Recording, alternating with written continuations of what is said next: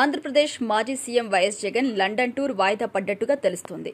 అక్రమాస్తుల కేసులో గతంలో ఇచ్చిన బెయిల్ షరతుల్ని సడలించి మరీ హైదరాబాద్ సీబీఐ కోర్టు జగన్ విదేశీ పర్యటనకు అనుమతి ఇచ్చినా కూడా విజయవాడ ప్రజాప్రతినిధుల కోర్టు ఇచ్చిన ఆదేశంతో మరో సమస్య ఎదురైంది. దీంతో జగన్ ఇప్పుడు హైకోర్టుని ఆశ్రయించారు. అక్కడ కూడా విచారణ వాయిదా పడింది.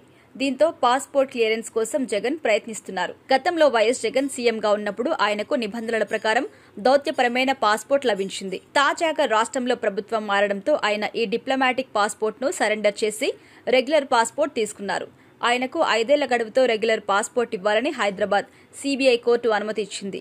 ఇంతవరకు బాగానే ఉన్నా విజయవాడలోని ప్రజాప్రతినిధుల కోర్టులో జగన్పై ఉన్న కేసు తలనొప్పిగా మారింది జగన్ కి. దీంతో తనకు 5 ఏళ్ల గడువుతో రెగ్యులర్ పాస్పోర్ట్ కోరుతూ విజయవాడ కోర్టులో జగన్ పిటిషన్ దాఖలు చేశారు. అయితే కోర్టు మాత్రం ఏడాది పాటు మాత్రమే రెగ్యులర్ పాస్పోర్ట్ తీసుకునేందుకు అనుమతి ఇచ్చింది. దీన్ని సవాల్ చేస్తూ జగన్ హైకోర్టుని ఆశ్రయించారు. 5 సంవత్సరాలకి పాస్పోర్ట్ ఇవ్వాలని హైకోర్టులో జగన్ లంచ్ మోషన్ పిటిషన్ దాఖలు చేశారు. దీనిపై విచారణ జరిపిన హైకోర్టు సోమవారానికి వాయిదా వేసింది. దీంతో జగన్ తన లండన్ ప్రయాణం వాయిదా వేసుకున్నట్టుగా తెలుస్తోంది.